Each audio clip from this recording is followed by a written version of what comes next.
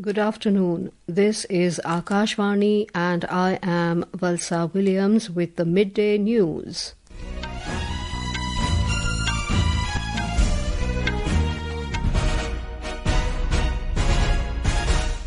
The headlines: Andhra Pradesh and Odisha witnessing heavy rainfall and fierce winds as cyclonic storm Monta to make landfall near Kakinada between Machilipatnam and Kalingapatnam by this evening. President Draupadi Murmu inaugurates 8th session of the International Solar Alliance in New Delhi, stresses on need to take urgent steps to combat climate change.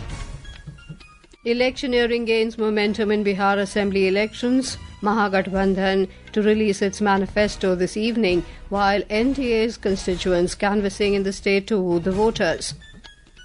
In the United States, thousands of flights delayed and over 100 cancelled as government shutdown disrupts air travel. And in chess, India's D. Gukesh crushes American grandmasters Hikaru Nakamura and Fabiano Caruana to take lead in clutch chess championships.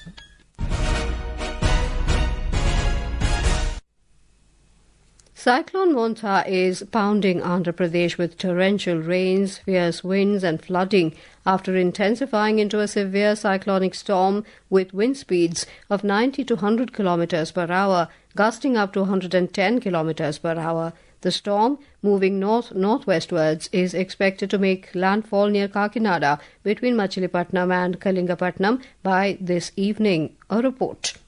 Heavy to very heavy rain since morning has lashed Kakinada, Machilipatnam, Krishna, West Godavari, Konasima, Bapatla, Prakasham, Nellore and parts of Rayalaseema. An 8-kilometer beach road between Kakinada and Uppada has been damaged. Sea conditions remain rough with a storm surge along the Krishna and Godavari river basins, prompting restrictions on beach access and a ban on fishing. Danger signal number 7 has been hoisted at Kakinada port with lower alerts for all other ports, putting the entire coastline on high alert. The state government has launched massive rescue and relief operations, evacuating people from cyclone-prone villages to relief camps stocked with food and water. Allu Murli, Akashvani News, Vijayawada.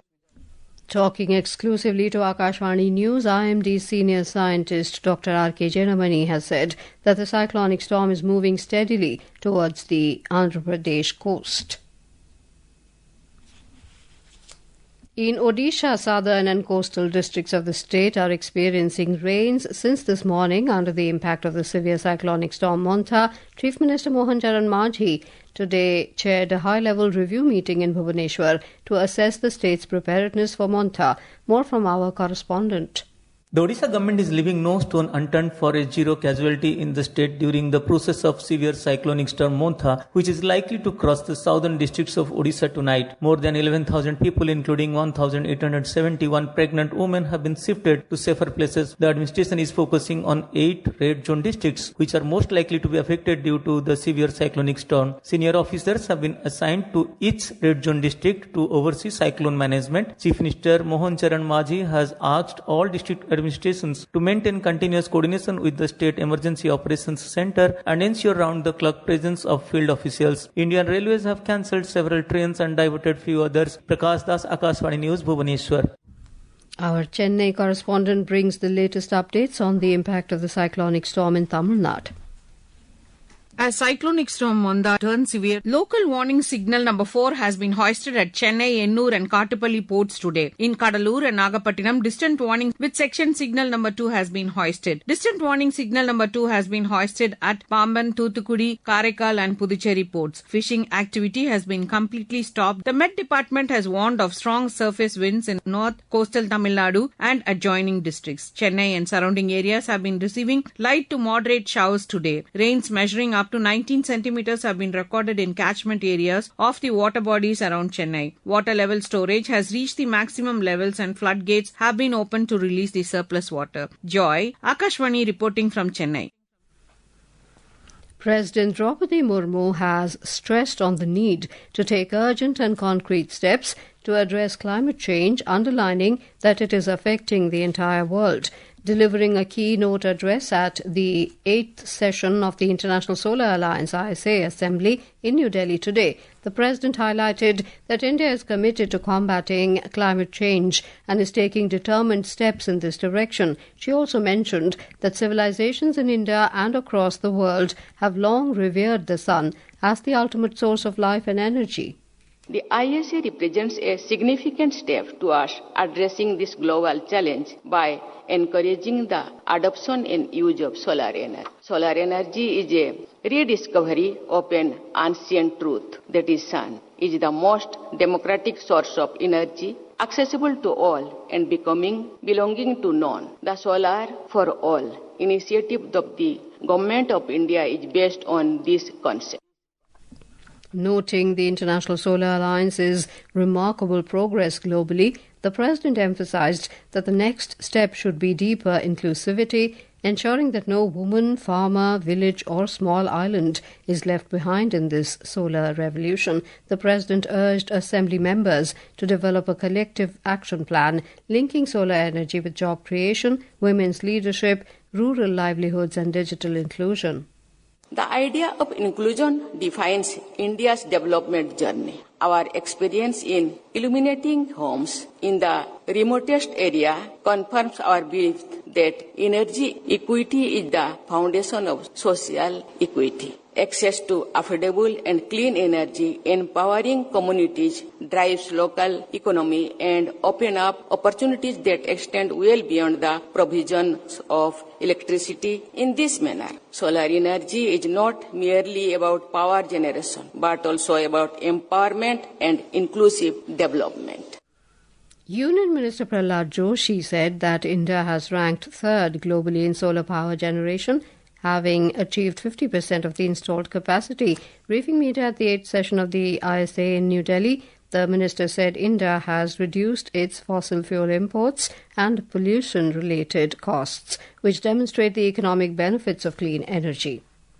Union Minister for Electronics and Information Technology Ashwini Vaishnav today highlighted that India's smartphone exports reached a record $1.8 billion in the last month. Sharing an article from a national daily in a social media post, the minister underlined that electronic items have now become the third largest category among all goods exported from the country. Mr. Vaishnav also noted that with electronics component manufacturing taking roots in the country, the sector is expected to generate thousands of new jobs.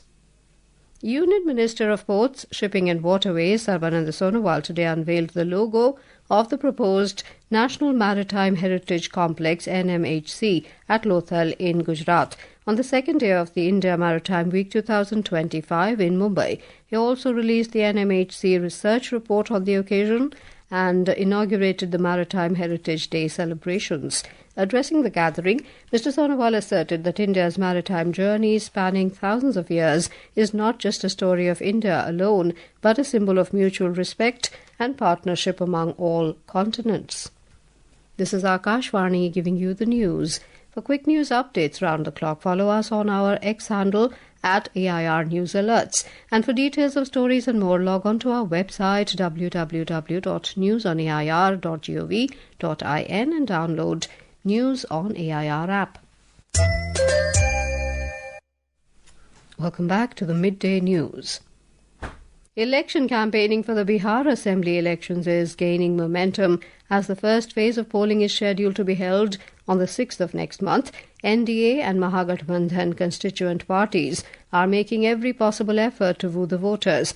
RJD leader Tejasvi Yadav said Mahagathbandhan is going to release the manifesto today, highlighting the vision of his bloc. He raised questions over the NDA's vision, agenda and chief ministerial candidate name. We have announced the CM's face as well. Today we are going to release the Tejasvi Pran Patra on how we are going to work for the next 5 years. On the other hand, LJP Ramvilas chief and Union Minister Chirag Paswan said the NDA believes that when it will come to power, everyone should be represented based on their capabilities. He accused the RJD for working for only one family. He said the mantra of his government is crystal clear: Sabka Saath, Sabka Vikas, Sabka Vishwas and Sabka Prayas. JDU spokesperson Rajiv Ranjan accused the Mahagathbandhan for making false promises. He said Chief Minister Nitish Kumar's work and governance speak louder than words. The INDIA bloc's promises are nothing but false, an attempt to misguide people and create confusion. On the other hand, Nitish Kumar himself is a manifesto. His work and governance speak louder than words. We have more details from our Patna correspondent. Senior BJP leader and Union Home Minister will address multiple election rallies tomorrow in Darbhanga, Samastipur and Begusarai. Meanwhile, RJD leader Tejasvi Prasad Yadav will address election meetings today in support of Mahagathbandhan candidates at Manjhi, Taraiya, Marhauda, Amnaur and Garkha in Saran district. On the other hand, the RJD has taken strict action against those contesting against the official candidates of the Mahagathbandhan during the assembly election. In total, the RJD has taken disciplinary action against 27 party officials. The Bharatiya Janata Party has also expelled Kahalgaon MLA Pawan Yadav from the party in Bhagalpur district. After being denied a ticket, Pawan Yadav is contesting the assembly election as an independent candidate. Dharmendra Kumar Rai, Akashvani News, Patna. The GST Bachat Utsav kicked off on the 22nd of September as the Narendra Modi government slashed GST rates in many sectors, benefiting citizens across the country. Our correspondent brings a report on how the next-gen GST reforms are boosting the economy of Punjab.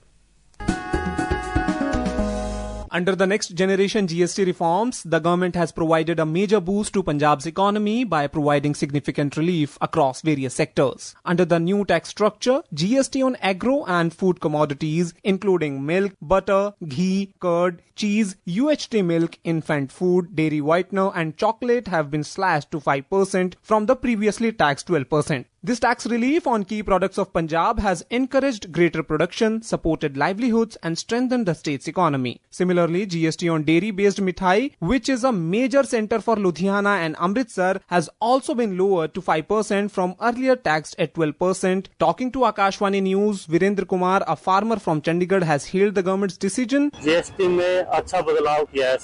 The government has made a good change in GST. Company owners will also get a lot of relief from this. Whatever is reduced for the farmer, it is a benefit. This effort has been made for the farmers. The rationalization under the new GST reforms has eased the tax burdens on essential goods and services, enhanced competitiveness and created growth and employment opportunities in the state. With Rohan, Saklain Akhtar, Akashvani News, Delhi.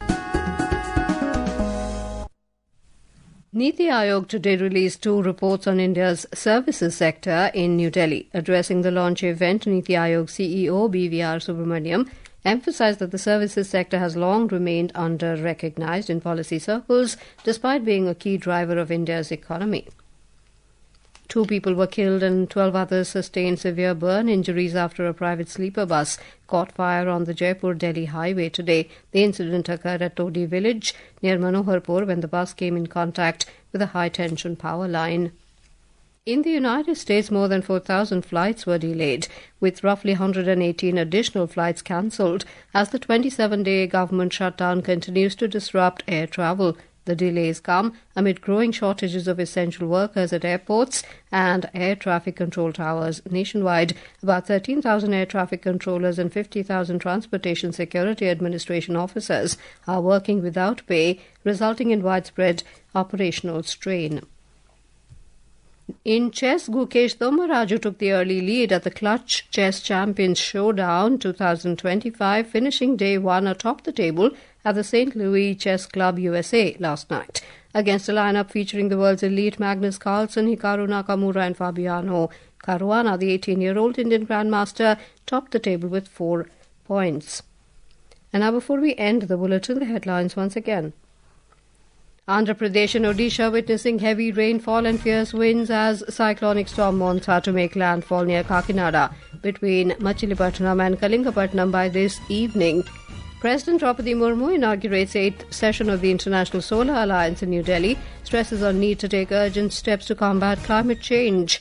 Electioneering gains momentum in Bihar Assembly elections. Mahagathbandhan to release its manifesto this evening, while NDA's constituents canvassing in the state to woo the voters.